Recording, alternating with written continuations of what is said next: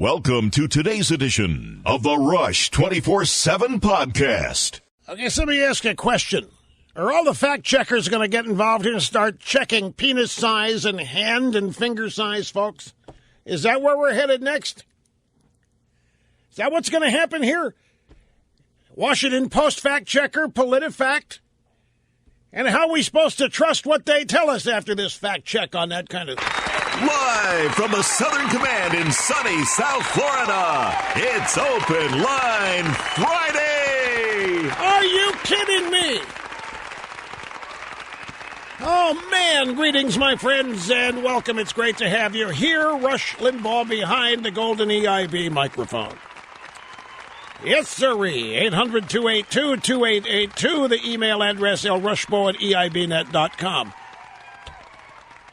So they found a knife on the property of the demolished O.J. Simpson estate. Let me see if I understand this. A construction worker finds a knife on the grounds of O.J.'s house when they're in the process of demolishing the house back in 1998. He then takes the knife after looking at it for a while and gives it to an off-duty traffic cop, the LAPD, who then takes it home and frames it for years. And then all of a sudden, for reasons unbeknownst to us, he just, you know what, I better turn this over. So he turns the knife over to the LAPD. They now are starting to examine whether the knife's got anything to do with the crime, O.J. Simpson, Nicole Brown Simpson, Ronald Goldman, and so forth. And everybody's, how in the hell can this happen? How can it happen? Have you not been aware there's an O.J. Simpson murder TV show on right now on some cable network? What do you mean, how can this happen? LAPD has a press conference coming up pretty soon here to announce whatever they found about the knife. The idea that things are real in the American media today is still stunning to me. There's no question what's going on here. In my mind, they're trying to hype this. What network's this? It's called American Crime Story, the O.J. Simpson. I think it's FX. Hey, I don't blame them if they can pull a stunt like this off. But the LAPD's got a press conference coming up. Also, let me see if I understand something else here. The same drive-by media that has been calling for the candidates to take the gloves off against Donald Trump are now all aghast and agog, having fainting spells because the gloves have come off against Donald Trump. The same drive-by media that played Rubio's joke about Trump's small hands on practically a nearly endless loop are now pretending to be all aghast and shocked and stunned that Trump would say he doesn't have small hands. And by the way, he doesn't have a small anything else. And it's nothing to worry about, folks. Trust me, you don't have to worry about it. It's all there. And the media is having vapors. The media can't believe what's happened here when they're the ones that stoke this kind of thing. I mean, the same infotainment media, it's done everything it can. Let me just put it out there. Everybody is aware that cultural standards are rotting away. And there hasn't been anybody standing up, not in the drive-by media. Drive-by media doesn't stand up. In fact, if you happen to point out cultural standards are rotting away in public decorum, they laugh at you and call you a nerd. They call you an old fuddy-duddy. They call you a stiff shirt. They call you a Victorian trying to get in the way of people's fun. Now here they are, acting all offended and upset that this could possibly happen to our political discourse. You ever heard of Bill Clinton, for crying out loud? The same drive-by media that wanted to pass that off as nothing. The same drive-by media wanted to look at Bill Clinton and Monica Lewinsky and a cigar and everything else as none of anybody's business because it's just sex and it didn't get in the way of him doing his job, now acting all distressed and wringing their hands and saying, oh, my God, what's happening to our country? Yeah, well, many of us have been asking that question for many, many moons. You know, I don't go into these debates with any expectations anymore. That's the key to being able to handle all this. If you go into these debates expecting your candidate to be treated fairly, you're going to be disappointed, whoever your candidate is. If you go into these debates expecting fairness, however you define it. You're going to be disappointed. I just watch them. I watch them and soak it all up as a sponge. I try to shelve every expectation I've got and every hope that I have, whatever they are, and whoever I happen to be pulling for, broom that too, and just watch it. Just take it in as it happened and judge it accordingly. And here's my takeaway from last night. We'll, of course, fill in blanks and get into this in great detail. But I think Ted Cruz won that debate last night hands down. I don't think it's even close. I think Ted Cruz was in a different league last night. Ted Cruz was in a different debate than what everybody else was doing, including Kasich. I think Ted Cruz was running rings around everybody in terms of awareness of the issues, knowledge of the issues, mastering whatever it was that was discussed. Megyn Kelly tried a couple of times to insult him in questions and take him off balance. It didn't work either time. He did not respond to her in a negative way. He just took her question, answered it, and blew it out of the park. The one question where she said, "So, looks like in this instance we just can't trust Ted," and his answer specified how her question was misleading and had incorrect data in it. I think it was a polling question on CNN poll Trump and 49%. And Cruz pointed out in that poll that he's the only one beating Trump, or beating Hillary, rather, in that poll. This is not to say that if you like Trump, if you like Rubio, if you like Kasich, that I thought those guys didn't do well. I'm just telling you, as I watched this thing with no expectations and with no hopes and with no preconceived ideas of what was going to happen, I just thought last night, within the context of what happened last night, nothing compared to what's happened on previous occasions. No baseline from previous debates or appearances from which I'm making comparisons, just within the confines of that debate last night. When Ted Cruz got the question about Detroit, Flint, Michigan, he's the only guy that got the answer right.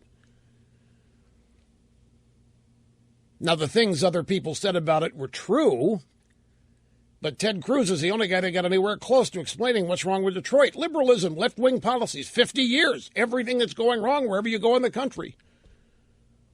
People that have been running left-wing Democrat Party wherever they've been in charge, unchecked, everything's a mess just like it is in Detroit. I think Cruz's skills as a debater were on full display last night for anybody to see. But there was a period of time early on in the debate where he was the new Ben Carson, meaning he didn't speak or wasn't heard from for easily a half hour. His sections, his portions of the debate, nobody would call them the most entertaining. The most entertaining portions, obviously, were between Rubio and Trump. And Trump is entertaining and captivating and dominating whenever he is participating, no matter what he says and no matter how he says it. But I really, for the first time, I don't know how else to explain this other than to think in terms of the old way that we used to consider qualifications for the presidency, the old way in which we used to analyze competence. Ted Cruz hit a grand slam home run last night, but that's not how we make judgments on these things today. That's not a complaint. It's just an observation. I'm not whining. I do not whine. So that's my overview. Of course, there are intricate elements and details of this thing last night to discuss. We'll do that while mixing your phone calls in with the program today. Plenty of audio sound bites to review from the debate last night as well. One of the items of focus last night, based on just my perusal of drive-by media coverage, is some people think that Trump flip-flopped in a major way on immigration, on the H-1B visa questions and discussion. There are other people who are expressing incredulity that Trump seemed to not know what off the record means. Based on his answer about it, the off the record questions came up regarding Trump and his interview off the record with the New York Times editorial board. And everybody's dying to know what he said. And because he won't tell anybody what he said, and he won't release the tapes, and they asked him, the moderators and a number of people challenged him to release the tapes. Tell us what you said there, Mr. Trump. And Trump said, no, I have too much respect for off the record. I have just too much respect. I wouldn't do it to the other guys. I would hope they wouldn't do it to me. And I admit I was scratching my head on it because off the record is a protection for the candidate in this case, or the subject of a news story, is totally in control of off the record. If Trump wants to release it, he can. If the New York Times does, they are violating a profound journalistic principle if they release it, which I think they've already done. I think the New York Times even alluding to this, to BuzzFeed, and getting this whole thing going is a giant violation of journalistic ethics. But Trump himself is in total control. He's the one that would demand off the record. The media doesn't offer it to you. And if they do, you've got to be very suspicious about it. Very rarely will the media offer you off the record. Now, maybe for an editorial board meeting, maybe it's standard operating procedure to be off the record and everybody knows it going in. But normally, whoever is the subject, whoever's the interviewee, has to request off the record. And then the media either agrees to do it or not, in which case the interviewee then decides how much he or she wants to say. And if the media will not go along with a request to go off the record, you shut up, has been my experience. The only way you go forward is if they grant you your request to go off the record. But it's not something that anybody but the interviewee is in control of. So it's not that the New York Times and Trump have to come to an agreement. It's totally up to Trump. It's like grand jury testimony. Grand jury testimony is secret, private, off the record, but if the subject wants to go out and talk about it, the subject can. But the prosecutors can't, and the grand jurors can't. Whoever else is in the room can. But if you want to, if you're the witness, you want to go in and talk about what have you can. Very, very few do. But because when you get called before a grand jury, it's generally pretty serious. As is this, this interesting that Hillary Clinton's this guy that set up her server has been granted immunity. And when I first heard that, that's not going to mean anything. This guy has no knowledge of anything other than how the thing was set up. But then I learned he's been granted immunity, which told me, well, that means there must be a grand jury. And if there's a grand jury, that means somebody's presenting evidence of what Mrs. Clinton did. And this guy is being granted immunity as a means of facilitating the investigation into what Mrs. Clinton did, or what Mrs. Clinton asked this guy to do.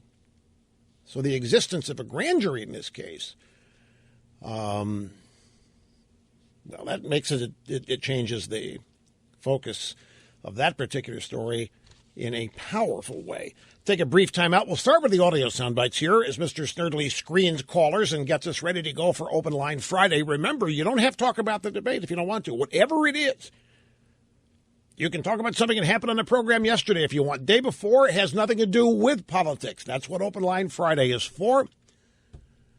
OJ? You got a call on OJ? No. We're still no OJ none of the time. No, OJ. I mean, no. I don't even want to talk about the FX series on the OJ story. I mean, no. Our operative philosophy back then was no OJ, none of that. Trial happened while this program was on the air every day. I never wanted something to end faster than that thing. And I never had any doubt what was going to happen. Never thought one time they were going to find him guilty. So as far as I was concerned, get it done and know the outcome here, and let's move on. So it was no OJ none of the time here on the EIB network, and that's still the operating philosophy. Snerdley, if you had to just use one word to describe the debate last night, could you come up with that? I know I'm putting you on the spot here. I'll give you mine. I'll give you my word to describe the debate last night, troubling, and I'm still troubled by it. I was troubled by that debate last night, and I still am, and I'm still trying to drill down exactly why. You know, it's right now, and it was last night too, I don't know what the feeling of unease. I mean, I laughed at the parts that everybody laughed at, and I watched this, but it's something about it. And I don't know that it was just one thing about it, but I didn't finish that debate relishing coming here to talk about it today. Anyway, we're going to start with the audio sound bites, and before we get to the debate sound bites, I want to share with you this from John Heilemann and Mark Halperin on their program With All Due Respect on the Bloomberg TV network. They were talking about Romney and his speech yesterday in Utah, and its timing. And here's what they said. The Heilemann and Halperin have this. They're both talking about it, and this is the upshot of it. Laid it all out on the table, every possible argument against Trump. Will it have an effect on the race? I doubt it. And I doubt it mainly because of the fact that the Republican establishment, which Romney and McCain embody, is in such disrepute with the Republican electorate now that it's not clear to me it'll change very much. Seeing Rush Limbaugh and Fox analysts rally to Trump's side obviously is not what Romney had in mind. That was Mark Halperin. And just to repeat what he said there, seeing Rush Limbaugh and Fox analysts rally to Trump's side, obviously not what Romney had in mind. Let's go back to just a little bit over 24 hours. And he started at 11:30. Romney did. He finished 20 minutes later, which was 10 to 15 minutes before this program beginning. And Snerdley said, you know, they chose this. Snerdley is constantly thinking everything goes on out there is timed around me. You know, I don't think that way, but Snerdley does. He's very loyal. He said, you know, they timed this thing to start and finish right before your show started, which means this message was intended for you. They're trying to get you to come out against Trump, and they're trying to make it easy on you to come out against Trump by quoting somebody else, i.e. Romney. And so I thought about that. Well, if you have a certain mindset, I can see how somebody might think that. And let's say that it was. Let's say that what Romney, among the many other things he was hoping to do, was to provide a way for people in the media to quote him in criticizing Trump rather than having to say it themselves, because the establishment might think that there are a bunch of conservative media types who really would like to launch into Trump, but who are afraid to do so. So if I, Romney, go out there and really unload, they can quote me and imply they support what I said, and that's the way we can get this done. Now, I, of course, had not considered that till Snerdley put that entire thought process in my mind. But there are many flaws in that. As we discussed yesterday, the entire event raised more questions than it answered. But I'll deal with that aspect of this, Snerdley's theory on this, when we come back, and we will keep going, folks. Hang in there, be tough, much more straight ahead.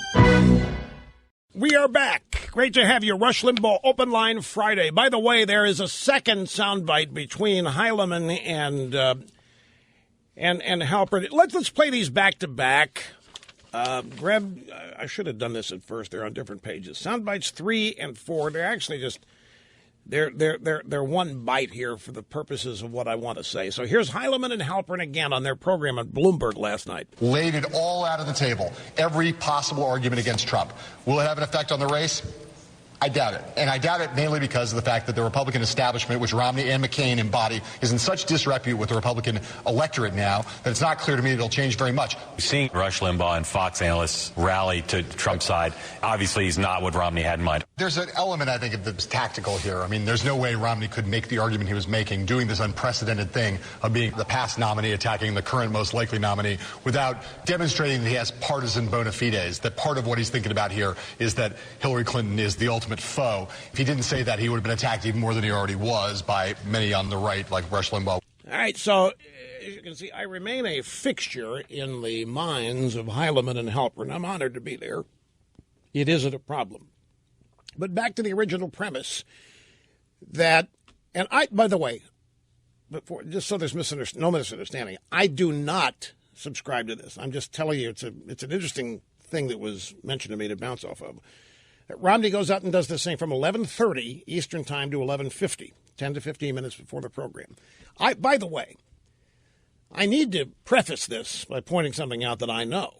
I know that within the confines of the Republican Party, the RNC, the elected Republican class, if you will, in Washington, there is mounds and mounds and mounds of frustration that conservative media is not only not criticizing or attacking Trump, but in some cases openly supporting him.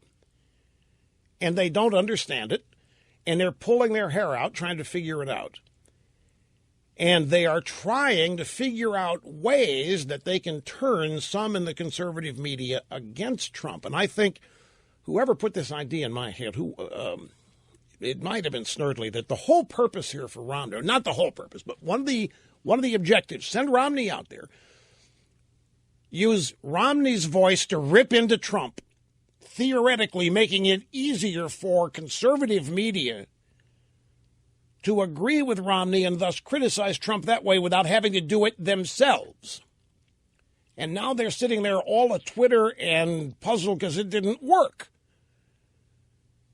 Because there wasn't any such use of Romney's words to join in criticism of Trump.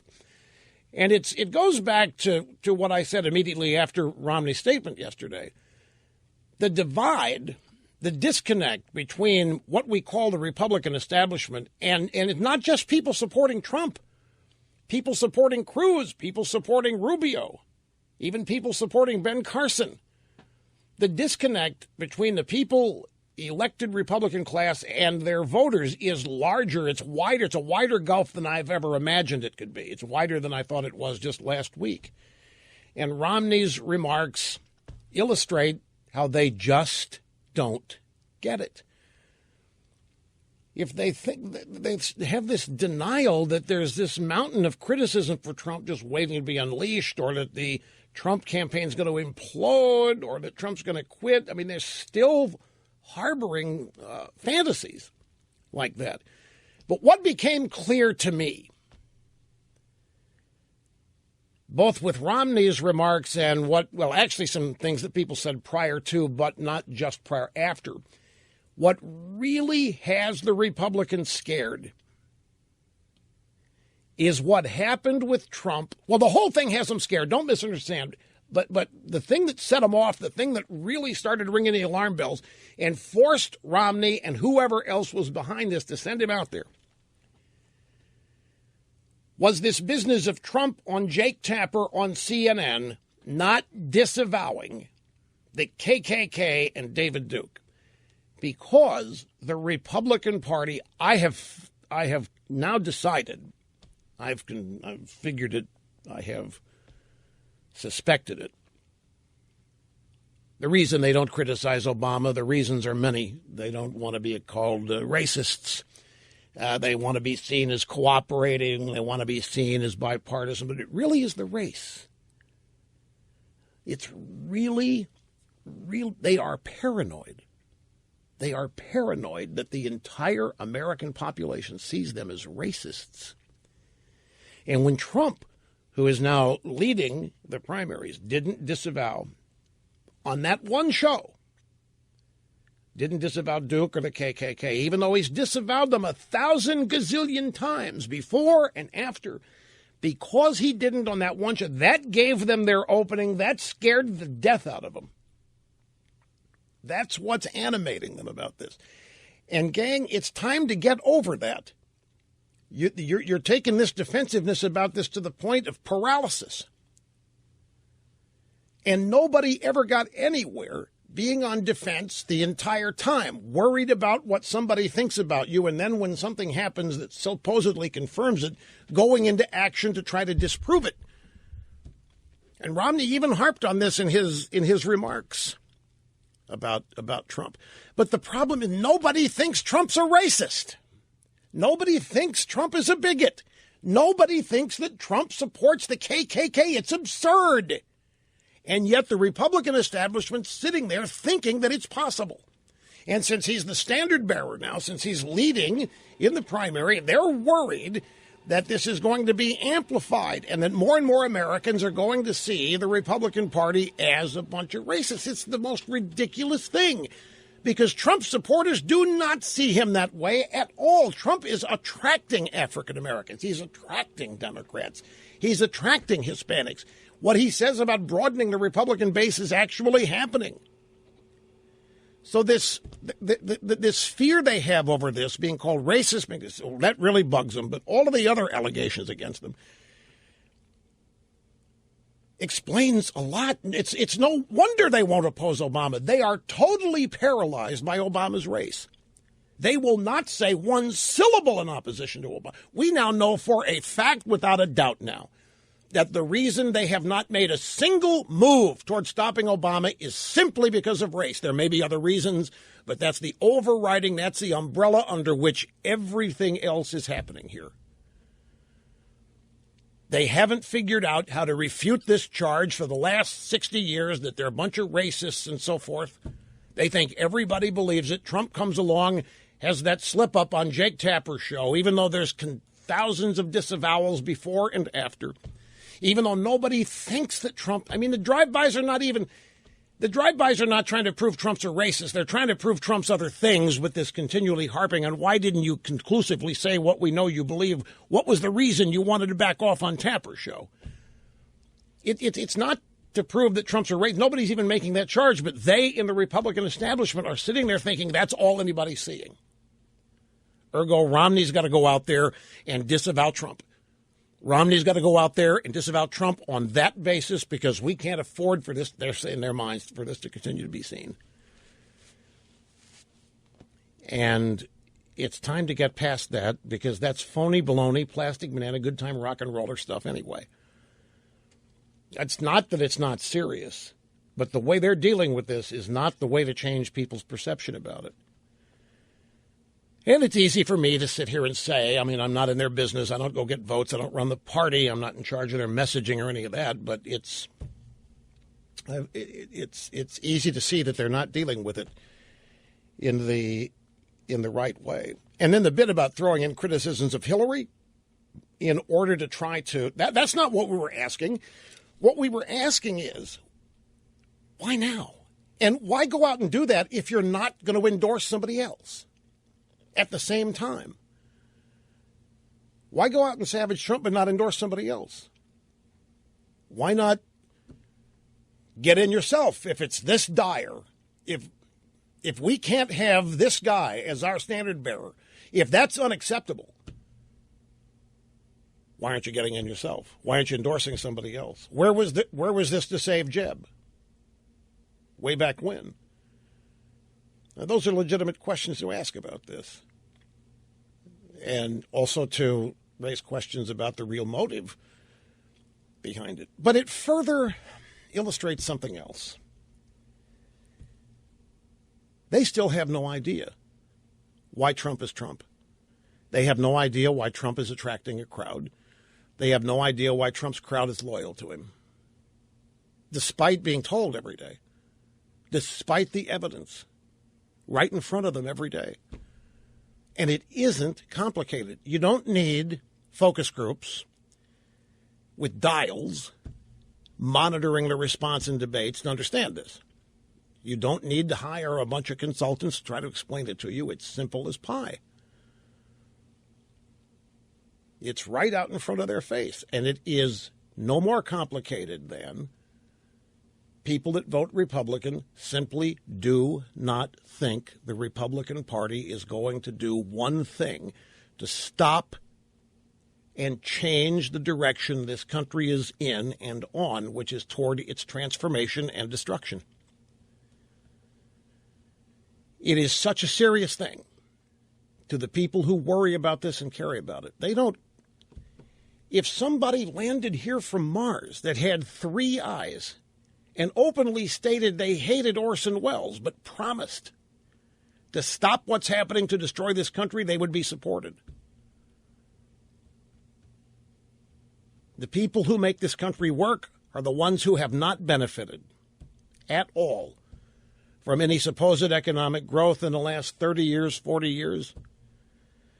It's so easy to see that there must be some purposeful desire to ignore it, to pretend it's not real, or even worse, to beat it back. The people who desperately want this fixed are patriots. They love their country, and they feel like they're in opposition with people that run the party they have supported all these years, are actively trying to sabotage the fix. It isn't hard to understand, and you're not going to go out there and talk people out of this with the usual personal political insults that you make, because you can't make them with any credibility. By that, I mean the Republican establishment. Anyway, I've got to take a break here, folks. Hang on. We'll get to your phone calls. People want to weigh in, I'm sure. Hang in there. Well, I just received a couple of new sound bites of Mitt Romney, so we'll play them. And Trump has announced that he's pulling out of CPAC. He was scheduled to speak at CPAC on Saturday. Yes, my friends, I was invited. I was invited to wrap it up again this year, and I couldn't make it. But Trump has pulled out on Saturday. Instead, he is going to be campaigning in Kansas and Florida. That's what the Trump campaign says. Here's Romney on Cavuto Coast to Coast, the Fox Business Network this afternoon. Cavuto says, I was struck by the fact that you don't want Donald Trump to be the nominee. You said that everyone should support the candidates that are out there, Kasich in Ohio, Rubio, Florida, and Cruz anywhere else, where, besides Ohio and Florida, because Kasich and Rubio on the ballot there. It sounds like you're almost wishing for a brokered convention, Governor Romney. I'd like to see an open convention where there's more give and take between the candidates and someone else besides Donald Trump becomes the nominee. In a convention, let's say Donald Trump had 40% of the delegates and the other guys have 30% each. And what does that give us? All right, that's 100%. Right. All right. So in a case like that, you'd say that's 60% that don't want Donald Trump, and totally appropriate for them. Let's say they get together, form a ticket. That's how politics works. All right, let's just put it on the table. What he's talking about is a fusion ticket between Rubio and Cruz. Unless he wants to throw his own hat in this ring at some point. Which don't rule that out. Don't rule that out. Because Romney thinks he understands what he did wrong in the last campaign. And among the things that he thinks that he did wrong, he misjudged the polling data in the final 3 weeks of the race. He trusted it. The polling data that showed he was leading by 6. And you remember that polling data was everywhere. It wasn't just one poll. And you had Dick Morris all over TV explaining why the polls were right. And Romney, he didn't say this, but you can infer that Romney thinks it caused him to go into a prevent defense mode. Back off, don't do anything to blow the lead, don't say anything that's going to upset anybody, when in fact the polls were not right. And there's just 4 to 5 million people that didn't show up.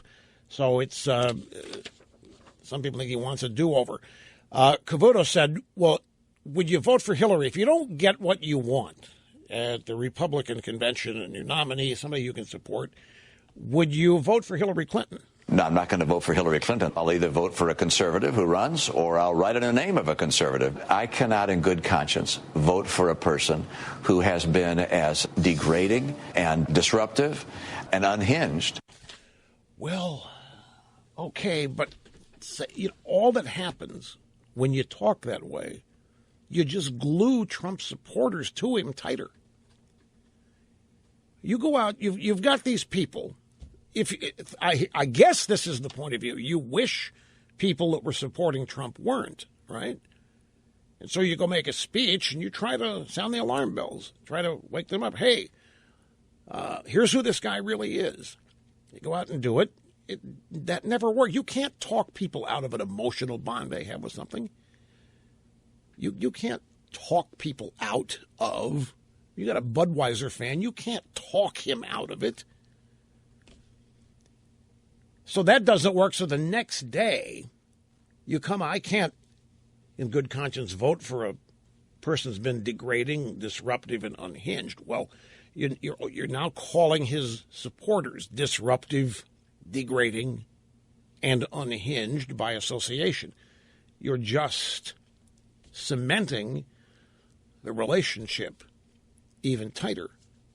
This is really, it's why I say, folks, the disconnect here from the establishment down to the grassroots rank and file, they still don't understand how and why this has happened.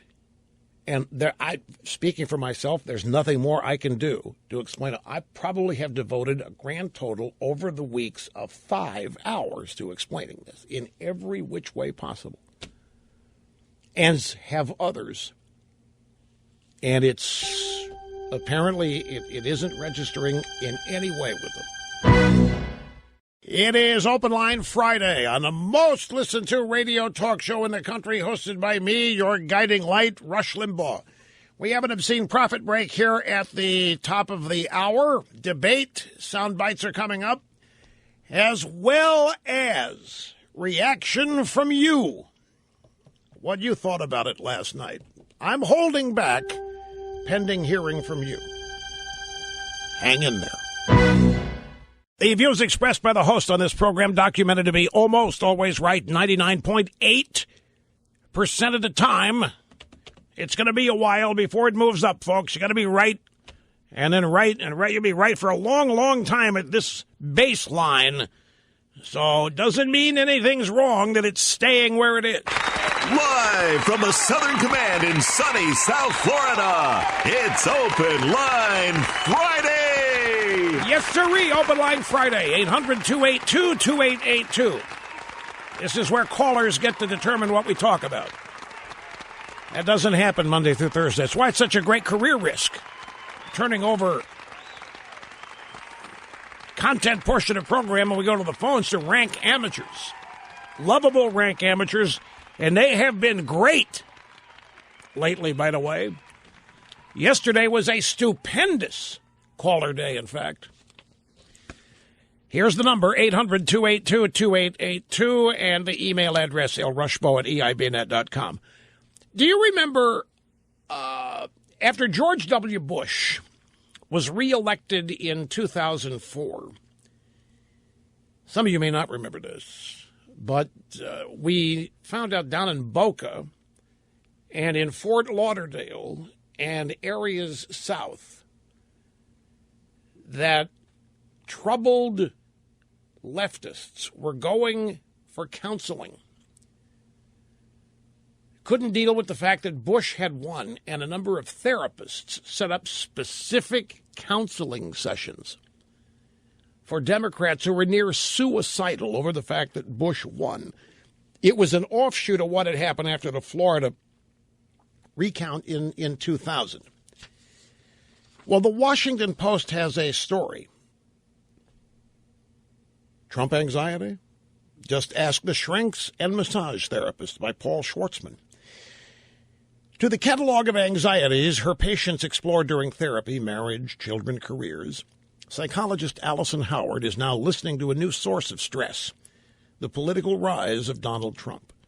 In recent days, at least 2 patients have invoked the Republican frontrunner, including one patient who spoke at length about being disturbed that Trump can be so divisive and popular at the same time, said Howard. So we've got 2 people who've gone to see a shrink in their inability to deal with Trump, and it makes this is a huge story in the Washington Post. And make no mistake about something. In Washington, the Washington Post is the Bible, not the New York Times. The Washington Post is what they all read. The Washington Post is what they all react to. The Washington Post is where they want praise. The Washington Post is where they don't want to be ripped or criticized. For people who live and work in Washington. So, back to this stories. 2 patients have invoked Trump, including one patient who spoke at length about being disturbed that Trump can be so divisive and popular at the same time, said Allison Howard, who practices in the district. What had happened to Trump during his childhood, the patient wanted to know, to make him such a bad person? Well, he stirred people up, the shrink said. We've been told our whole lives not to say bad things about people, not to be bullies, to not ostracize people based on their skin color. We have these social mores, and he breaks all of them, and he's successful. And people are wondering how he gets away with it.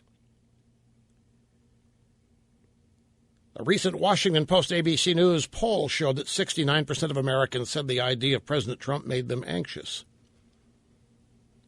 For some, Trump's diatribes against undocumented immigrants, Mexicans, and Muslims evoke unpleasant flashbacks of dictators. For others, his raw-toned insults conjure memories of high school bullies. You kidding me? 2 people have shown up with these complaints to a shrink, and somehow the shrink lets the Washington Post know, and there is a big story about this? You want me to explain this? Well, no, I will explain to them what they're asking their shrink. Here you have a bunch of people who have enforced touchy-feely political correctness on everybody, and what did they emphasize? No competition. To these people, competition is the root of all bad behavior. Competition is the root of unfairness and inequality because one person wins and everybody else loses.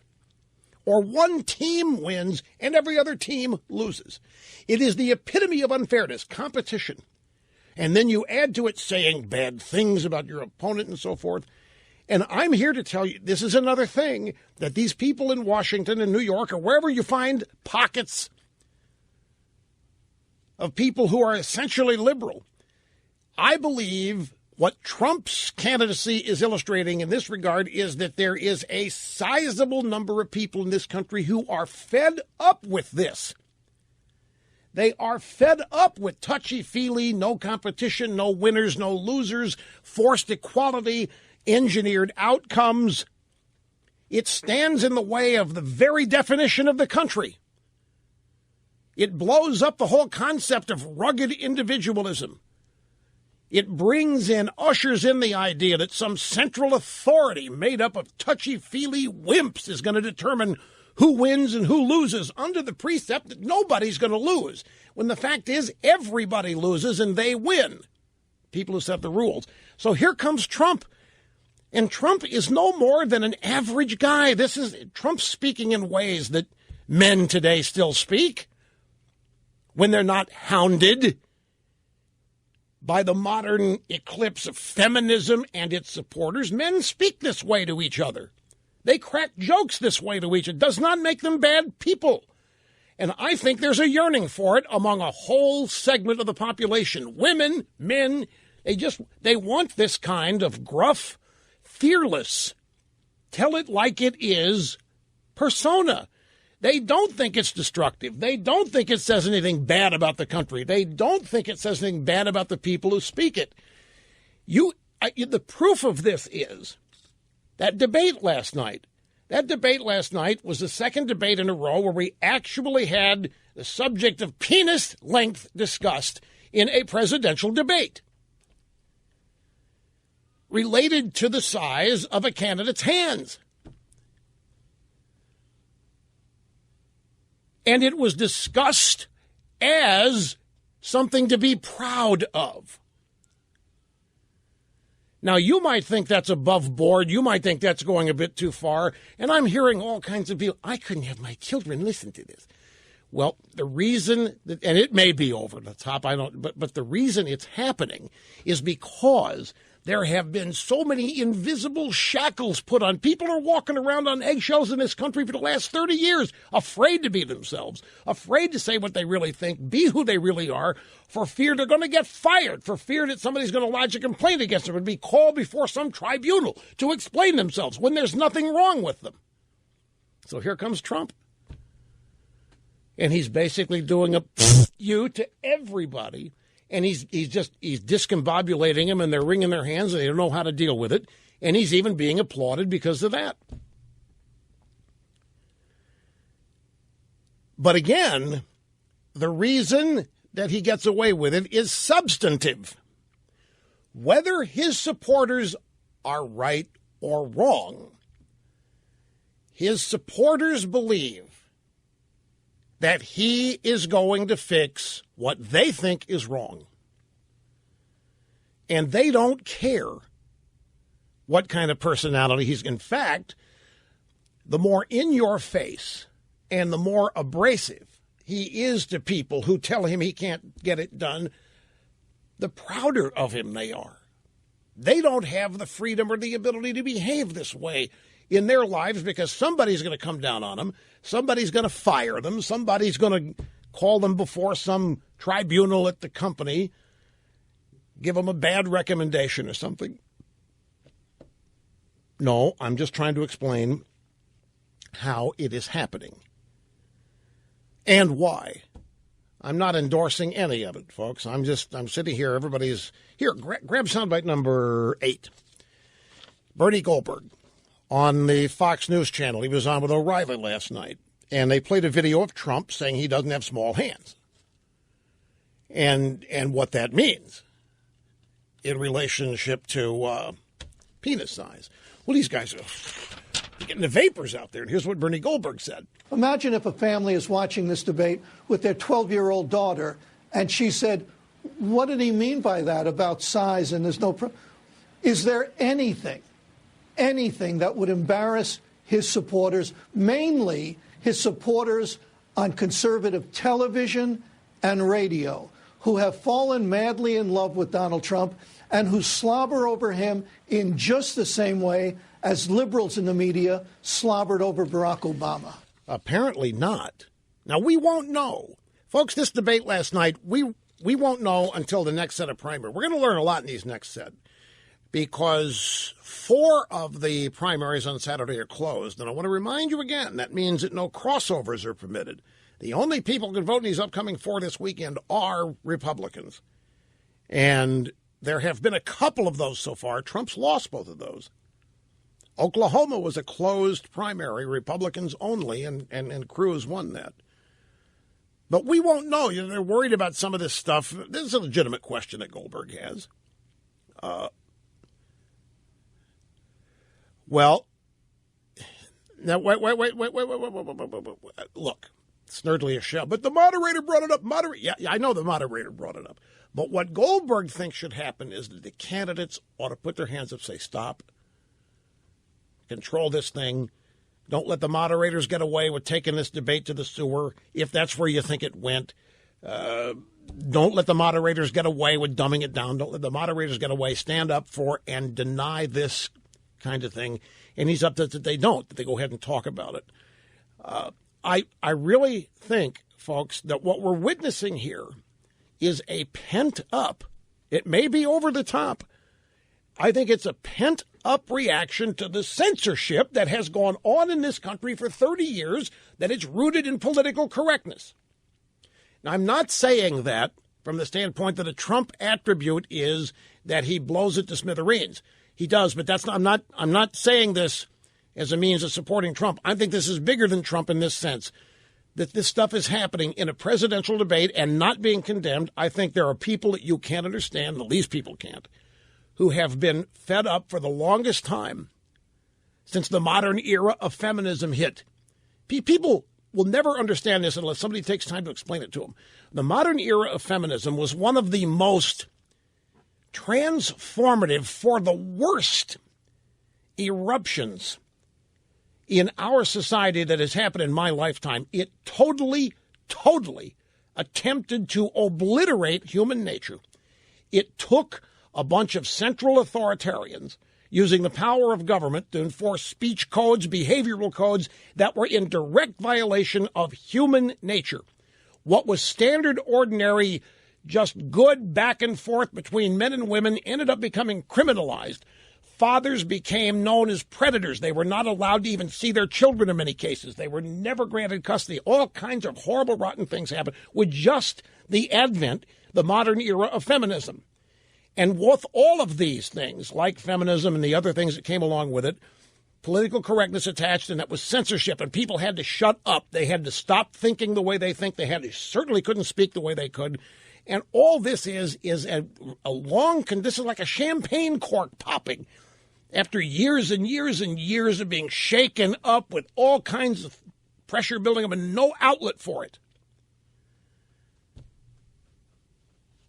There is more anger and frustration, subdued, contained, over what the left has done to this country, to this culture, to our society, and it's just blowing. And the reason it's such a surprise to everybody is that the architects of this political correctness all think that, A, it's wonderful and great, all this multiculturalism, all of this attack on what has been known as traditional Americanism, and the people who believe this has been a good thing think that they've persuaded everybody to agree with them, that the way America used to be was rotten and mean-spirited and all these other things. And the people who have been silenced and are not have been forced into shutting up and behaving in restrained ways, have never thought it was good, have never thought that all these things the left has imposed on people, like no scores in softball games or football games in high school. And this is one example, but there are countless zillions of others. There has never been unanimous support for this. The people who oppose it have been bullied, threatened, blackmailed into shutting up and accepting it. And all it's taken is one guy running for president to blow it to smithereens. And it's providing an outlet for a lot of people. And and the Republican establishment scared to death at all this. There's racism out there. Look at all this bigotry. It's nothing of the sort. And because that's been attached to it, those allegations of it, that's made people mad. People who are not racist have been called racist. People who are not bigots have been called bigots. People who are not homophobes who have been called homophobes. People who have deeply held religious beliefs have been attacked as the problem in this country when they are not. They are the solution to the cultural rot taking place. There's a whole bunch of people from all these different groups that are finally erupting here. For whatever reason, it may not even be Trump. It was going to blow at some point. It was going to blow at some point. 7 years of Obama could well be enough to make it blow. I got to take a break. I promise your phone calls are coming up, folks. Don't go away. One more thing about this. The people who are wringing their hands over all of this depravity and cultural rot in these debates, they don't say a thing about it when it happens on a television show. I mean, I listen to people on the radio routinely use words I will not use, the P word, to talk about being angry. And the A word that describes the derriere. These are common words now, and nobody condemns it. When you have this kind of this vulgarity expressed in television shows or movies or music, it's applauded. It's said to be cultural expansion, art. It's exploration of our deeper selves and so forth. But when it happens here in a Republican debate, oh, no, we can't have this. This is horrible. Well, why is it horrible here and not there? The very people that promote it and defend it are the ones wringing their hands and act like, oh, my God, what's happening to our country? What's happening to our politics? You don't think people are fed up with having to go to sensitivity training seminars at work? Sensitivity training for race, sensitivity training for sex, sensitivity training for sexual harassment. You don't think people are boiling over this? And all of it's done because the employers need to protect themselves against lawsuits that come down the pike? Thanks to the plaintiff's bar, which is owned entirely by the Democrat Party? There are reasons all this stuff is happening. Okay, to the phones. I got to go to the phone. If I don't, I never will. Harry, Aurora, Illinois. Great to have you on the EIB network. Hello. Hey, Russ. How are you? Good afternoon. Thank you, sir. Great to talk to you. I'm very honored to talk to you. I've been listening to you since about 1994. The reason I called, I'll try to make this quick for you. I had heard you ask Mr. Sturdley if he could describe the debate in one word, and I immediately had a word that came to my head, and that was uneasy. And the reason it was uneasy was because I had heard Romney earlier in the day, and I had gone into that debate with a feeling of unease ever since I had heard him talk about Trump that day. And it kind of set the tone for the entire debate for me. I had this uneasiness the entire time. Wait. What set the tone? Romney's speech? Yes. And I really was, I was disgusted with Romney after that. You know, I remember back to the election when that last month, just like Trump has been saying, that last month of the election, you know, I had thought that he had it in the bag. And then that entire last month, he just he threw it to the wind. Especially the second or third debate, with the Candy Crowley debate, there was no pushback. There was no fight back. Yep. You're not alone in that assessment. Peggy Noonan is distressed out there, ladies and gentlemen, and I will tell you why in just a minute, but I have to make one other observation because I just got an email bouncing off the things I said in the last two segments. And the email, Rush, do you really think Trump knows he's doing all of this? Is this what his game plan? I said, no. It's a good question. Trump's not aware of he's doing any of this.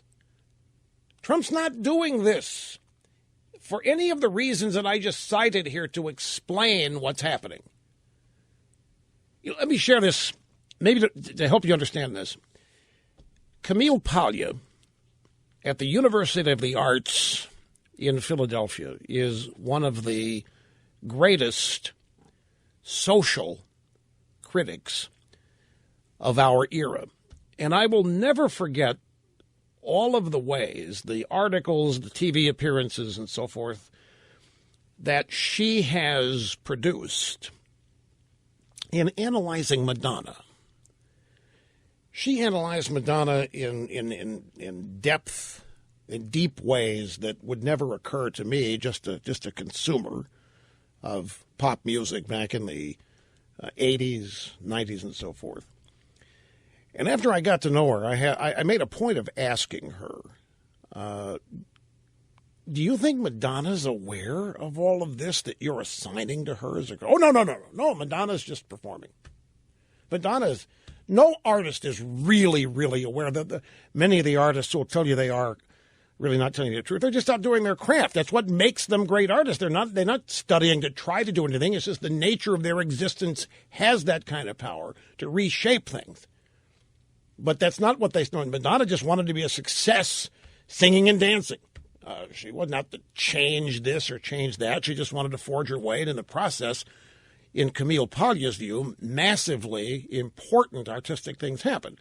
She says that's why it's important for critics to analyze this. Critics that are not performers, that stand aside and observe it and have the sensibilities to understand what it all means to people who are interested in that.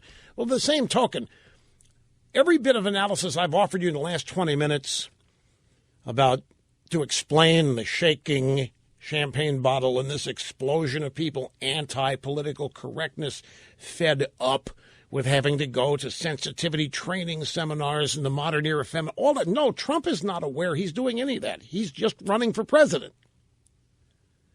I'm not assigning any motive to Trump.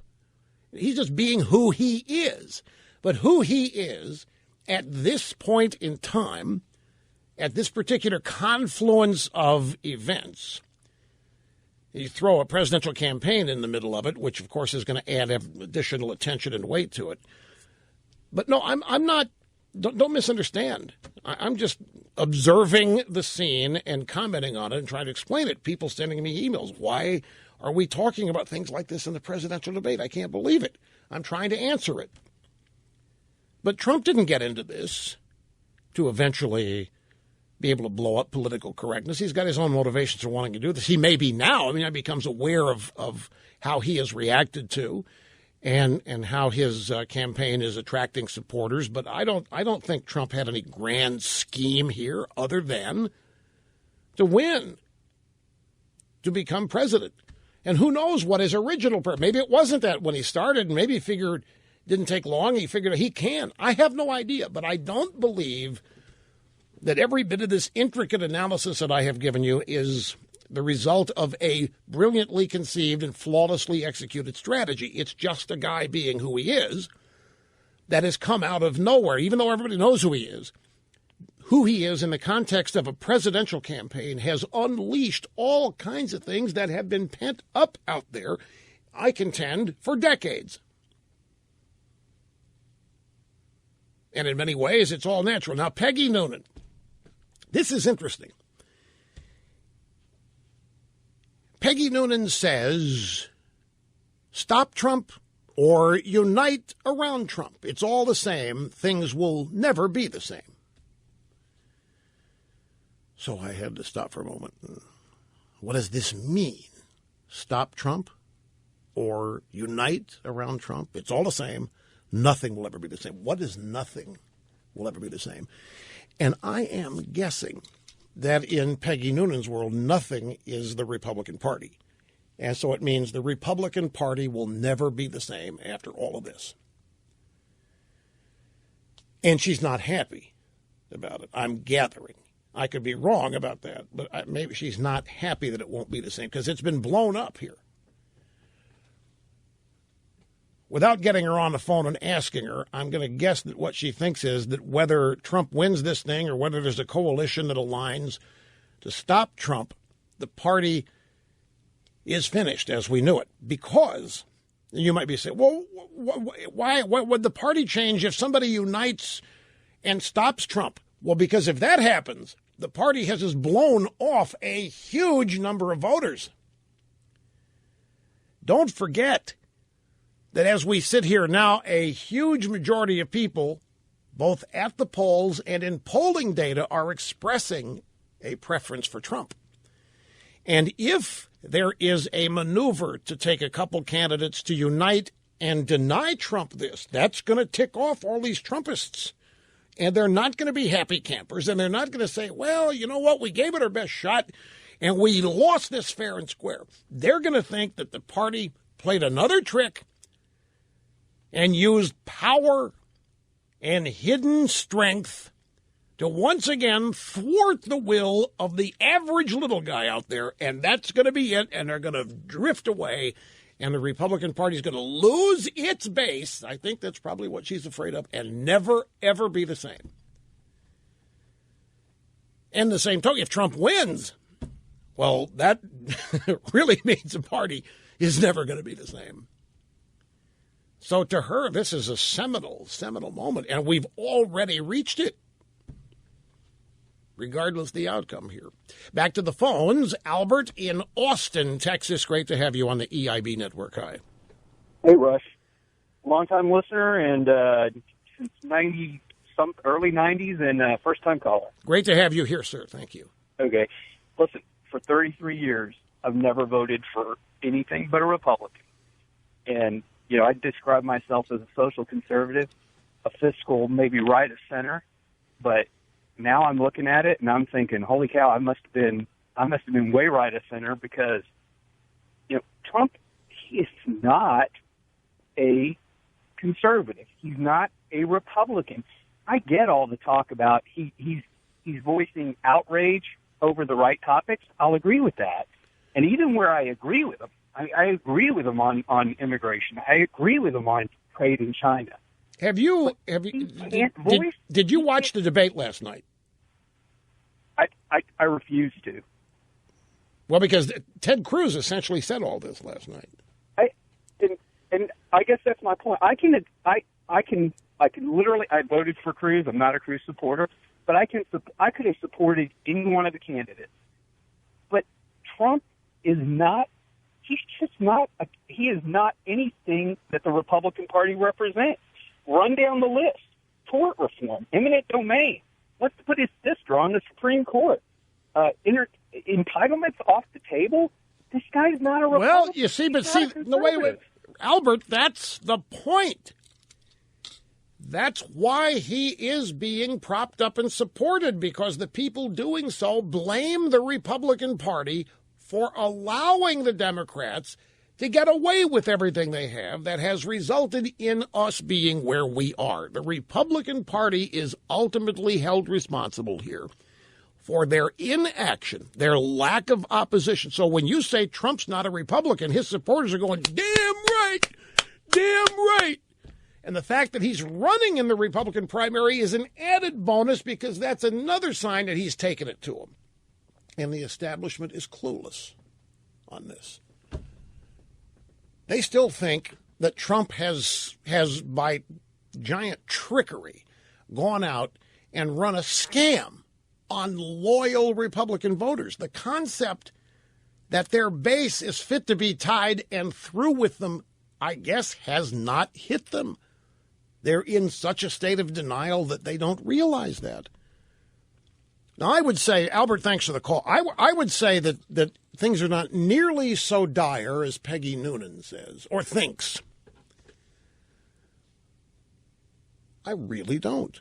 I think there is a solution out there staring everybody in the face that would grow the Republican Party, solidify the Republican Party, keep the base within the Republican Party.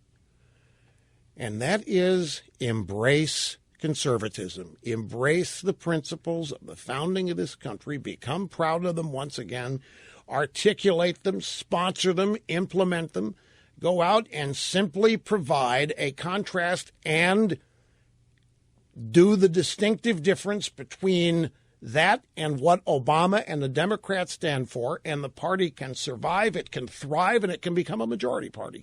But they won't do it, because conservatism is what they think is the problem. It's the most amazing. Conservatism is the salvation of the Republican Party. But since they refuse, since the base refuses to embrace it, since the base, in fact, they not only refuse to embrace it, they mock it, and they make fun of it, is it any wonder that somebody like Trump, who many people say is not a conservative, can come in and capture 35, 40% of it?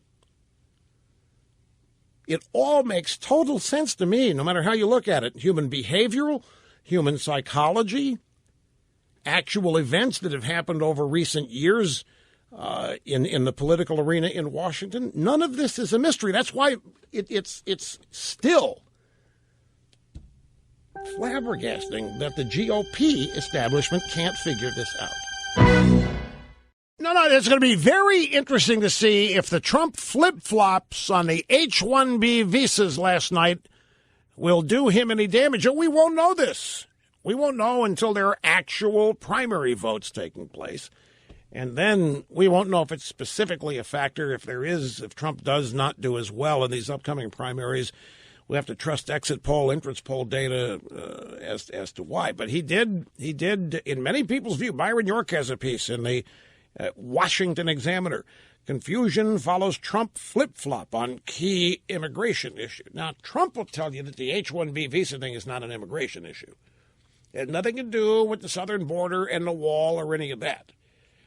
But see, I'll tell you what happened here last night. This is when I said at the top of the program that I think Ted Cruz is in a different league last night. I think Ted Cruz was an IQ factor of 85 ahead of everybody on that stage last night. This H-1B visa thing came up. And it was, Trump's got it on his website that he thinks that we need to have more people being allowed to stay in the country because we need good workers. Silicon Valley needs good workers. We're educating these people. They get educated, and we kick them out. We need them to stay here.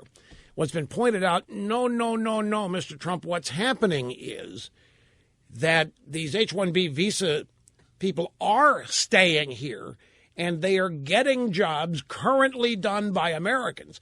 Americans are being forced to train these H-1B visa students, and then they're being fired after they train them, and the H-1B visa students are being hired at much less than the Americans who are being fired were being paid. And the most recent example of this was a guy at Disney who went public with it. Well, it was Ted Cruz that pointed all this out. Well, everybody's flailing away over the apparent flip-flop. It was Cruz that explained to everybody what's really going on with the H-1B visa.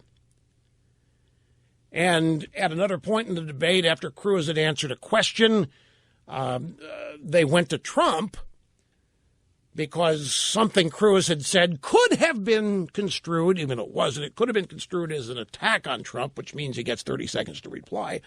And I think it was Chris Wallace or Megyn Kelly said, Mr. Trump, would you care to reply? No, I agree with everything Ted said. I agree. Everything he just said, I agree with it. So there was a flip-flop. What's on Trump's website is not what he ended up saying last night, or vice versa. I had to delve into it to understand it myself because it went by so fast. I'm at a disadvantage in a way. I have to rely on closed captioning at these debates, and the captioning is always a couple sentences behind. So I'm trying to mix things I can understand with a word or two I missed and wait for the caption to pick up and go back to live, and it's a challenge for me. So that's why I need to read transcripts later the next day. But the Daily Caller here has a story. Trump campaign rushes to clarify immigration position following debate. Trump appeared to indicate a major change in his immigration platform at the debate by implying he wants to expand the H-1B visa program. But his campaign released a statement shortly after the event saying that wasn't true, claiming that the question posed to Trump by Megyn Kelly related to high-skill immigration solely. The Trump statement says the H-1B program is neither high-skilled nor immigration. These are temporary foreign workers imported from abroad for the explicit purpose of substituting for American workers at lower pay. But that only happened on Trump's website this day after Ted Cruz pointed it out last night. Now, Rubio also knows that he has said it on previous occasions. But in the debate last night, it was Cruz who properly characterized what is happening in the program. The H-1B visas allow U.S. employers to temporarily employ foreign workers in specialty occupations. And the regulations define a specialty occupation as requiring theoretical and practical application of a body of highly specialized knowledge in a field of human endeavor, including but not limited to biotech, chemistry, architecture, engineering, math, physical sciences, social sciences, medicine, health, education, blah, blah. But Trump's point seemed to be that the H-1B requirements are being ignored by some companies for some of their foreign workers. So he covered the H-1B visa, controversy or discussion on both sides of it. But the reason for the flip-flop was that the latest iteration in the H-1B visa story, he didn't appear to know last night. I say didn't appear to know. I don't think he doesn't know. I just think pressure, everybody gunning for you, who knows what. But it was Cruz that put it all in perspective for everybody on a number of things, by the way, last night. Okay, hang tight, folks. We'll be right back. No, still am. Going to be on Fox News Sunday. This Sunday with Chris Wallace. As it stands now, I'm in the second segment. Rejected my idea to put me on the panel analyzing what I said. I still think that would be a great, unique thing to do, but they rejected the idea. So I'll mention it again so that people don't forget. One big exciting broadcast hour remains. Open line Friday. Don't miss it. We'll be right back. Just got an email. Rush, who do you think's the most attractive female anchor on CNN? Look, what makes you think I'm going to answer that? When I wouldn't answer that question when it was asked about Fox, why would I answer it about CNN? What's with people? Live from the Southern Command in sunny South Florida, it's Open Line Friday! You know, I'm fascinated by the way people think, but come on. Oh, that's right. Folks, we have a guest host coming in here Monday. Mark Stein will be here. I have an annual charity commitment all day long on Monday. So Mark Stein will be here Monday. Also, I am appearing on Fox News Sunday with Chris Wallace. It airs live at 9 o'clock Eastern Time. They've told me I'm in a second segment, be about, 11 or 12 minutes. And they gave me a list of potential topics. And they're all related to the GOP, the primary campaign, the debates, and all of that. So, no, they just asked me this week. Well, actually, they wanted me. I couldn't do last week. They asked me last week, and so this week is a make good for last week. So I'll remind you one more time before the program ends. We've got 1 hour left here on Open Line Friday, 800-282. No. I'm just me. It's just I'm a solo segment. That's what I say. I think it would be great to put me on the panel after my segment to analyze what I said. Who knows? I might hear myself and think, wow, I could have said it better, and disagree with myself. Why would it be news? But maybe someday it'll happen. When I suggested it to Chris Wallace, he just kind of looked at me and smiled and said, yeah, you're you, Rush. But it would be. But no cage match stuff. Unless Chris Wallace, but he doesn't. So no, they won't ask me that. Those are just crazy questions I get in the email from people who want to know who I think's the most attractive female anchor at Fox and CNN. Who in the world thinks I'm going to answer questions like that? Nobody has asked me about that. No. Insiders say that the convention is the only place to stop Donald Trump. This is from the Politico. The only way Republicans can stop Donald Trump from capturing the party presidential nomination will be if they go to the party convention in July without a clear winner. Virtually every Republican member of the Politico caucus The Politico Caucus?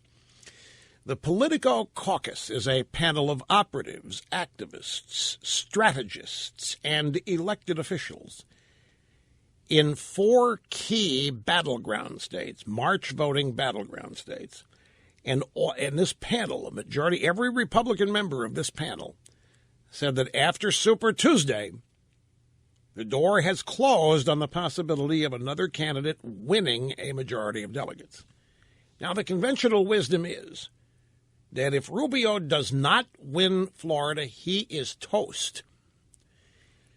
And by the same token, let's look at it. What real conventional wisdom is this. If Trump does not win Florida and Ohio, then it is possible that Trump will not win the required 1,237 delegates necessary to win the nomination on the first ballot at the convention, because delegates are pledged to the candidate in the first ballot. So every delegate that Trump wins in every state in these primaries on the first ballot has to vote for him. But if nobody wins, if nobody gets 1,237 votes on the first ballot, then it's wide open. The delegates are no longer pledged, and the horse trading and the promising and the persuasion and who knows whatever else kicks into high gear. And so the strategists are hoping that that's what happens. They want Rubio to win Ohio, and they want Kasich to win Rubio to win Florida, Kasich to win Ohio, to have the excitement of a wide-open convention. This happens to be what the party insiders are hoping. Ted Cruz talked about it last night after the debate on the Fox News channel. He was interviewed by Chris Wallace. Oh, wait, that's the wrong. Yeah, it's number 10. I'm sorry, 10, then we'll do 20. This was in the debate. No, it was the post-debate special, sorry. And it was Megyn Kelly. And she said to Cruz, I want to ask you about today's news that Mitt Romney, the speech he gave denouncing Trump. Did he have a point that Rubio needs to win Florida, Kasich needs to win Ohio, for you or any of the others to have a path other than Trump? This contested convention nonsense is something the GOP establishment loves to talk about. If the power brokers in the GOP try to pick the nominee at a brokered convention, you will see the people revolt. It is the dumbest idea, and it's what the lobbyists have come up with because they don't understand why the voters aren't voting for the candidates they like. That's all true. That doesn't mean they're not going to try it. And I want to clue you into something that if this goes forth, and if all this looks like it may be possible, you are going to have to become familiar with Convention Rule 40. There are many interpretations and variations of Rule 40. For example, it's not just a candidate has to get 1,237, and if nobody does, it's wide open. Even at that point, even if nobody gets 1,237, you still have to have won a majority of 8 states to be eligible to win the nomination. Did you know that? However, Rule 40 can be changed the day before the convention by the Republican Party. And there is a party convention meeting in April. And if it looks like whatever eventuality is going to happen, they can easily change that 8 states to 2. They could change it to 4 in order to make everybody eligible. Let's say Kasich does not, or let's say they want Rubio, and Rubio does not win a majority of delegates in 8 states. This is not the 20% threshold we're talking about. We're talking about a majority. If he doesn't, then there's no way, even if Trump doesn't get to 1237, there's no way that Rubio would be eligible according to Rule 40. However, they can change Rule 40 the day before the convention. That's also in the rule. Rule 40 basically says what it says today. It has the provision that they can rewrite it and say whatever they want it to say the day of the convention or the day before. Well, it's their convention, Snurtley. It's the Republican Party's convention. They can write whatever rules they want, and they've given themselves all kinds of outs and latitude and leeway to write new rules whenever they need them. But this, it's exactly right. They don't trust, and this is what Cruz is talking about. If they start messing around like this, it's all over. But what Cruz is saying here, even if Trump doesn't get 1237, but he's like at 1,150, and if they try to take it away, he's still going to be a revolt. If you guys throw this convention open, his point is to the party, if you throw this open and try to pretend that these primaries have had no impact, that these primaries are not a factor, that all this campaigning and all of this voting doesn't mean anything, if you try that, there is going to be a revolt at that convention like you can't believe.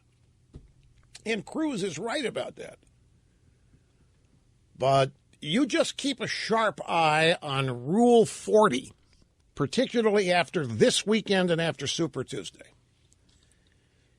If Trump wins Florida and Ohio, if Trump just wins Florida, I don't know what Kasich might do in Ohio, but it's getting to the point now where there just isn't enough time, and there aren't enough primaries left, not enough delegates left for anybody other than Trump to get anywhere near 1,237. So Rule 40 is going to be the last best hope of the. Now here's Cruz in the debate with the question on Detroit. And everybody got this question. What's wrong with Detroit? What happened to Detroit? And the answers were perfunctory. Well, it's a shame. It's so sad what's happened to Detroit. Such wonderful people. Great car industry. We feel so bad about the bad water in Flint, but it's understandable. Michael Moore's from there. What would you expect? And we feel terrible for the people. When they got to Cruz, question comes from Chris Wallace. For half a century, Detroit was the symbol of America's industrial might, 300,000 manufacturing jobs in the city. At last count, there are now fewer than 30,000 manufacturing jobs here.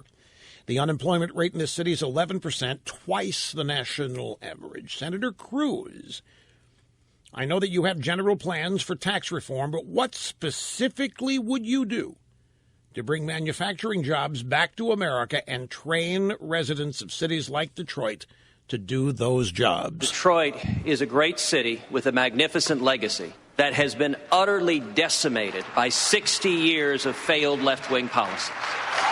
In the 1960s, Detroit was the Silicon Valley of America. It had a population of 2 million people, had the highest per capita income in the country. And then for 50 years, left-wing Democrats have pursued destructive tax policies, weak crime policies, and have driven the citizens out.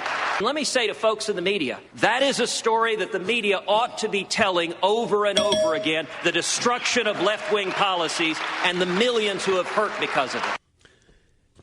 Did you hear that bell go off?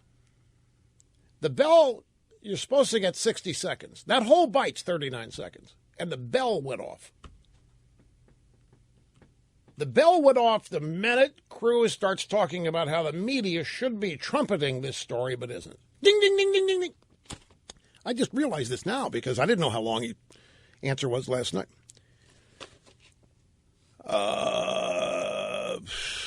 Well, we edited 20 seconds of applause. Okay, edited applause. Or play it again. Okay, let's play it again, and let's see if we can get this thing to 60 seconds for that. Just hit it again. Detroit is a great city with a magnificent legacy that has been utterly decimated by 60 years of failed left-wing policies. In the 1960s, Detroit was the Stop the tape! He didn't wait for the applause to stop. He just kept going, so that doesn't count. Keep going. Valley of America. It had a population of 2 million people, had the highest per capita income in the country. And then for 50 years, left-wing Democrats have pursued destructive tax policies, weak crime policies, and have driven the citizens out. Let me say to folks in the media, that is a story that the media ought to be telling over and over again, the destruction of left-wing policies. Okay, it's not the applause, but I did hear an edit in there. So I'll pull back on my accusation the bell went off early. But here's what happened after this. When that answer was finished, Chris Wallace said, essentially, it's all well and good, but you didn't answer my question. What are you going to do to fix it? What are you going to do? What kind of policies do you have? They're going to teach people how to do the work again. And Cruz had the answer. He rattled it off. He talked about how getting rid of all kinds of regulations, and he specified them, and all kinds of tax cuts, and he specified them, would create massive new environment for companies to relocate to Detroit because it would be economically advantageous to do so. He talked about how those companies would have a leg up in earning a profit because the regulations that are punitive would have been swept away. He had the specific answer to every allegation, every question that he was asked, even with the follow-ups. Well, you didn't answer my question. What are you specifically going to do? He had tailored his answer first to fit in the time limit. He was the only guy that said what he wanted to say within the time limit without Kasich. I mean, what time limit? He just kept diarrhea of the mouth Kasich last night, just kept going and going and going. But whenever Cruz was challenged, you didn't answer my question, Senator. He had the explicit answer to every policy that he thought would work to revive and rejuvenate Detroit or whatever else the question was about. And it was the only one who did when it came to policy last night. He was the only one that was even close. And that's why I say he was in a different league last night, and his IQ was 85 above the average on that stage last night in terms of this kind of answer. Be right back. And back to the phones we go. Chris Wallace, the Fox News Sunday. I will be live. It's not going to be pre-taped. I'm not going to be there. I'm going to be on camera from here at the EIB network. Fox will have a crew in here of about 20 people to do this 11-minute segment. There'll be about 15 lights in here, but it'll be from here. I'm not going to Washington for it, but it'll be live, and it's not on the phone. It's if I hadn't told you, you wouldn't know I'm not there. Here's Jonathan in Ogden, Utah. Great to have you on the program. Hi. Hey, Russ. How are you doing? Thanks for having me on. You bet, sir. Great to have you. All right. Well, I just wanted to bring up the fact that I completely agree with you on the anger the people are feeling here. And I think especially people are angry with the weakened perception of the military that we've had around the world, and specifically seeing the the sailors that had to retreat and go from the Iranian government. That was just something that really upset me as a member of the military. And I know that because of this specifically and other things, people are wanting a strong commander-in-chief. My problem is people are saying that Trump is that candidate. But then you get things where he's saying now that he's willing to attack family members of terrorists. And then last night on the debate, he goes on to say that not only was he willing to do that, but he was willing to be stronger on all sorts of other issues. And they asked him, what if the military says no to that? And he said, I'm a leader. If I tell people to do it, they're going to do it. And that doesn't sound like a leader to me. That sounds like a fascist. Yeah, I was going to ask you about that. He said they'll do what I tell them to do. I'm a leader. The military will do what I tell them to do. Well, see, the problem that I have with that and the consequences that I want to bring out to your viewers and to the American public is think of the consequences that brings. Either the military people are going to be like, they're already fed up with all the political things that happen, all the political experiments. There's so many good people that are already getting out of the military. We can't have more people getting out because they don't want to face that situation. Then on top of that, you have people that are either going to say, you know what, I'm not going to do that, and then face the consequences of those choices, even though they may be right. They still may have to go through a court-martial or go through a process that is really going to affect their lives and their careers, even if they are right. What did you think? What do you think about Trump and waterboarding and clearly signaling that he got to let this namby-pamby definition of torture stop him from getting what he needs to know from bad guys? Here's my thought. I couldn't agree more that we need to be stronger with our efforts that we're making, especially in the Middle East and Libya and all these countries, and go stronger with Russia and North Korea and China. But the problem is when you have a president that would be saying these things, this is the worst consequence that could happen. You now have members of the military that are going to knowingly go into battle, look down deadly, lethal weapons, and say, I don't know whether this person is a real terrorist, they're a victim of a family, I don't even know who they are. And they then have to pull that trigger. We already have so much PTSD, we have so many suicides in our military that the American public is going to ask to elect a leader. It's going to therefore make those members of the military make those choices, and that's not right. And truly, I feel ashamed for anyone that would support that for the United States military. It's interesting. I didn't read a whole lot about this today, but I did come across pieces written by two military people who reacted by saying, no, we won't. We will not just automatically do what any commander-in-chief says to do. So your point was probably felt by quite a few people in the military. And we're back. El Rushbo serving humanity, executing assigned host duties flawlessly, 0 mistakes. All right, equal time. John Kasich this morning on America's Newsroom, Bill Hemmer, said last night was a repeat of a week ago. Governor Kasich, Rubio, and Cruz going after Trump. They had their thing going on, and you waiting in the wings to talk about something that you call more sober.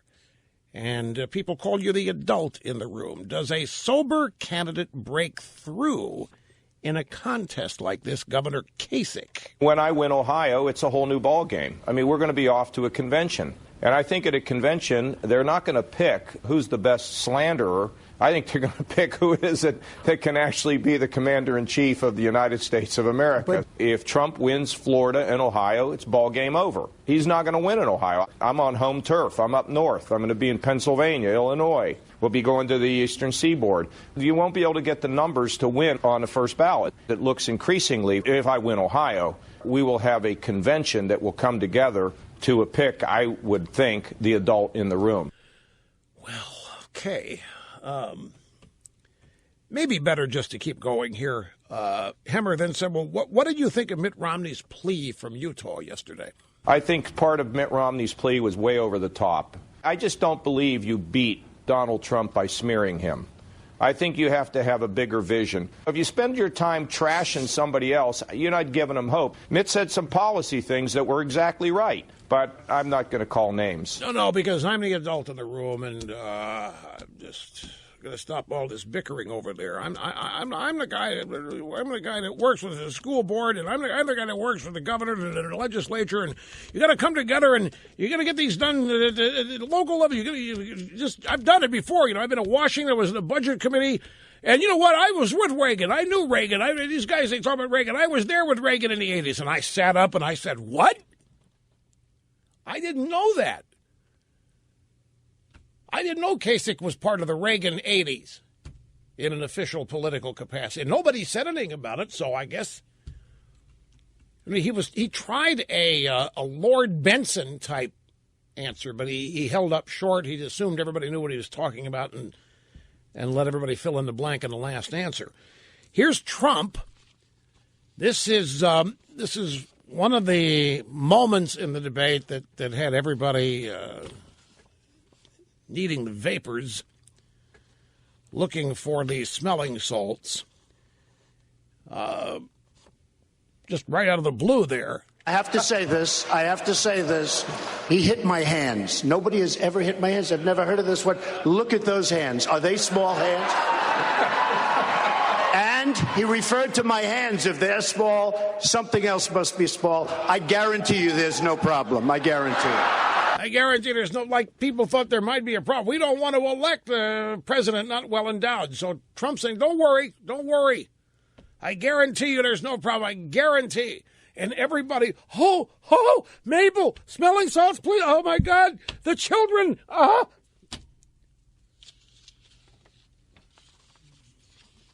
Staying with Trump, Megyn Kelly, you change your tune on so many things, Mr. Trump, and that has some people saying, what is his core? I have a very strong core. But I've never seen a successful person who wasn't flexible, who didn't have a certain degree of flexibility. You have to have a certain degree of flexibility. You can't say it's okay, and then you find out it's not okay, and you don't want to do anything. You have to be flexible because you learn. I really mean it. You have to show a degree of flexibility. If you're going to be one way and you think it's wrong, does that mean the rest of your life you have to go in the wrong direction because you don't want to change? You gotta be flexible out there. All of this was related to, if not directly attached to, the mysterious tape of Trump's off-the-record appearance. The New York Times editorial board back on January 5th, which BuzzFeed has leaked that Trump may have told them things about his immigration policy that he is not saying to anybody else. Such as maybe he won't actually deport these 11 million. That's just an opener. It's just an opening position. Now, nobody knows what's on the tape because Trump, it was off the record. Trump has not released it. The Times won't without Trump's permission, and he says he's not going to release the tape nor allow the New York Times to. So that led to this discussion of, well, then how do we know you mean what you mean? It's being alleged out there that you're telling the Times editorial board that you may not really be serious about deporting. You may not be serious about the wall. So what is your core, she said. Well, how do we know what your core, what do you really believe? And that's why the question about being flexible came up. And Megyn Kelly then turned to Rubio and said, you not only supported the failed immigration reform effort of the Gang of Eight, but you, sir, are still on the record as favoring an eventual path to citizenship for those who are here illegally. And in addition, Senator Rubio, you favored in-state tuition for Florida illegal immigrants. Now, you've been hitting Trump hard on this flexibility discussion with the New York Times, but his supporters might say at least that his opening stance was tough. I absolutely want to solve this issue. And I did the best we could in a Senate that was controlled by liberal Democrats and Harry Reid in the hopes that the House, made up of conservatives, would take it up and make it even stronger. And I said that repeatedly at the time. And this was Trump's response. What Marco said is, I understand it. He's talking about a little give and take and a little negotiation. And you know what? That's okay. That's not the worst thing in the world. There's nothing wrong with that. So if Cruz had answered that Rubio question, you know what he would have said? Well, he might have said liar. But he would have said, no, Marco, you did not write that bill hoping the House would fix it. You wrote that bill because you believed in amnesty. You wrote that bill because you agreed with Schumer. And now you're trying to tell everybody you did the best you could because you're overwhelmed by those Democrats and you hoped that the House would fix it. Trump, unaware of all that, saw an opportunity to add ballast to his own flexibility by saying, see, Marco said he's being flexible. That's what you got to do. I understand it. He's talking about a little give and take. And you know what? It's okay. That little Marco, he's right about that. The worst thing in the world, there's nothing wrong with being a little flexible. I really like what little Marco said there. And little Marco standing there holding up his hands about 3 inches apart. And Van Jones is at home watching this on CNN. He showed up last night after the debate on CNN and said this. I said the last time we were here, I cannot let my children watch these debates. You know, my father was born in poverty. He was born in segregation. He joined the military to get out. We watched this stuff together. It's important to me. We watched this stuff together. We would read the newspaper together. This was a part of raising a family. And you can't do this anymore. So Van Jones is very, very unhappy. He couldn't watch this with his kids, couldn't read about it in the newspaper together. I don't believe the communists. Does it read the newspaper? Who reads the newspaper anymore with their kids? Whose kids know what a newspaper is? Right, Brian? It's got to be on the iPad, right? Well, that's not that, Mr. Stern. Said, what happened on the debate that these kids haven't already heard 4 times over that day at school? It's not that they haven't heard it. It's that it happened within the confines of the exalted presidential debate. No, these kinds of terms, these kinds of discussions and topics shouldn't be happening in that circumstance. Of course these kids know what this is about, but not there. Back to Kasich, audio soundbite number 21. Brett Baer said, do you buy Romney's blueprint? Can you say tonight to your Florida supporters that they should vote for Senator Rubio to get a contested convention? You know, this is so much about process. It, frankly, is boring to me. I would like it clear, though, since we're talking about polls. I beat Hillary Clinton by more than anybody, by 11 points. And the reason it happens... In one poll. You know, the reason is because, as the Democrats tell me all the time, I can get the crossover votes. You see, because throughout this campaign, I've talked about issues. I have never tried to go and get into these kind of scrums that we're seeing here on the stage, and people say everywhere I go, you seem to be the adult on the stage. Every time this debate went off into the area of hands or flexibility or yoga, you heard the yoga line last night, flexibility. Here comes Kasich trying to co-opt the adult on the stage persona. Now, one bite here, unrelated to this, before we go to the break. There have been numerous occasions in the past on this program where I have told people that Barack Obama is going to be the first president in our lifetime not to leave Washington, that he's going to stay there. And the reason he's going to stay there is to protect his agenda. And whoever the next president, I don't care if it's Hillary, if it's Crazy Bernie, if it's Trump, whoever it is, anybody tampers with his agenda, he's going to make tracks to the nearest camera and cable news network, and he's going to be trashing and savaging whoever that president is that might be, say, trying to unravel Obamacare. And that's unprecedented. It's not just George W. Bush that is hands off. Clinton even was hands off for a couple of years before he got back into ripping into Bush. But It's unprecedented. Most presidents leave, and I've had people say, he's not staying there. Rush, he's going to buy a house in Palm Springs. I've seen him. I've seen the property. Nope, he's staying. And I now can share with you the proof. It was January 7th, 2014, that I made the claim, and it's in the news now. He's said he's going to stay, and the reason he's going to stay is because his kids need to finish high school, and he's not going to uproot them from Sidwell friends. Horrible, horrible thing to do. So he's made it official today. He is staying in Washington after his presidency. Mark my words. Obama is going to stay in Washington. Can you guess why that might be? He's going to stay in town to make sure that whatever he accomplishes is not unwound. I guarantee you, folks, even after he's out of office, he is going to be treated by the media as though he's still president. Every and this may be the case even with a Democrat president. Whatever the next president does, the media is going to go to Obama every day. He's going to have a satellite administration in exile in Washington. I guarantee you, do not doubt me. I know these people. I know how he thinks. I know who these people are. I know that's exactly why he's going to stay there. So John Kasich is being interviewed on CNN by Brooke Baldwin, and he just talking about how he successfully took on the nursing home lobby in Ohio. I've found it fun. I've never heard the nursing home lobby. I'm sure there is one. I've never heard them being formidable. Well, I imagine they are. Anyway, he beat him back in Ohio. Heather in Lynchburg, Virginia. I have time to squeeze you in here. How are you? Hi, Rush. I'm good. How are you? I'm fine. Thank you very much.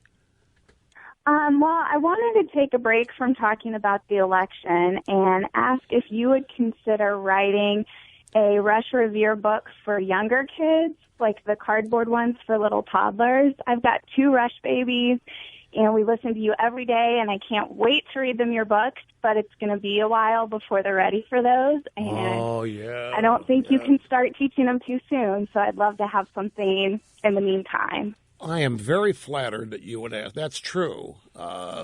These books are written for 8, 10, 11 years old. That's a good point. Well, we're constantly thinking about this series and what to do with it next and how to keep it going. That's a great idea, and I appreciate you thinking about that. Right? They would have to be picture books and other things for toddlers that can't read or just on the verge of it.